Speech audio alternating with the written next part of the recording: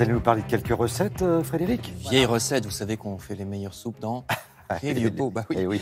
Ressuscité donc dans des domaines très divers. Je commence par une industrie dont on pourrait croire qu'elle n'existe plus depuis des dizaines d'années, alors que si, regardez ce bel article du Parisien sur cet atelier du Val-de-Marne qui fabrique de la cire à cacheter. Alors ça sert à quoi? Ça sert aux bouteilles de vin, de parfum aussi.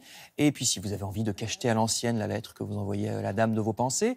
L'entreprise a été fondée en 1895, il n'y en a que 3 ou 4 en France. Un tiers de la production est exportée, donc ça rapporte de l'argent à la France. C'est ce genre d'industrie d'excellence qui fait la gloire de l'Hexagone dans le monde entier. Les écrins des bijoux Cartier, par exemple, utilisent cette cire à cacheter, de même que Chaumet ou les bouteilles de Chanel 5. C'est cacheté avec cette cire-là. Article dans le Parisien. Et puis une autre gloire française, je passe à l'humanité, c'est bien sûr le fromage. On a beaucoup parlé récemment de la guerre du camembert. Dans le cas du camembert, il faut choisir un camembert au lait cru, c'est le seul label qui a vraiment une importance. Mais dans cet article de l'Humanité, on nous parle du Sassenage, qui est un fromage du Vercors. Alors là aussi, c'est vieux pot et meilleure soupe, parce que il a failli, ça ressemble un peu au bleu d'Auvergne, mais il a failli disparaître dans les années 90, parce qu'il y a très peu de producteurs. Alors c'est un fromage de coopérative, il y a une dizaine de producteurs maintenant, fermiers en plus, qui vendent à la ferme leur production. Fromage qui fête cette année ses 20 ans d'AOP, l'appellation d'origine protégée, donc il a été sauvé par cette appellation.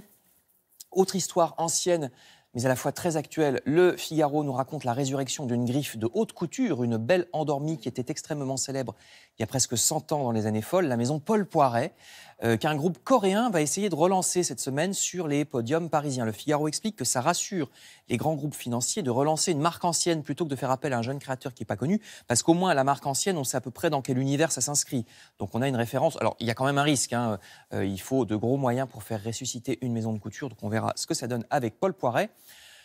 On sait déjà qu'il y a des secteurs où ça marche. Vous voyez cet article du Figaro, toujours sur les fermes urbaines, cette fois, remises au goût du jour des potagers anciens qui y avaient autrefois jusque dans les villes, qui fleurissaient jusque dans les villes. À Bruxelles et désormais à Paris, contre 8 € par semaine, vous pourrez louer 3 mètres carrés de potager sur les toits des immeubles, ce qui vous évite, déjà si vous n'avez pas un toit plat et que vous ne savez pas où faire ça, ça représente à peu près 30 kilos de produits bio par an, cette location de 3 mètres carrés. Il y a une société qui s'occupe de tout, on sait ce qu'on mange, c'est bien parce que les enfants voient que les tomates ne poussent pas dans les rayons du supermarché. Vous trouverez les détails dans l'article du Figaro pour savoir comment participer à cette opération. Et puis, autre secteur où la tradition s'allie à la modernité, la musique, parfois même la musique classique, avec les jeux vidéo. Le Conservatoire du Forum des Halles à Paris propose un cours spécial à ce sujet pour composer la musique des jeux vidéo.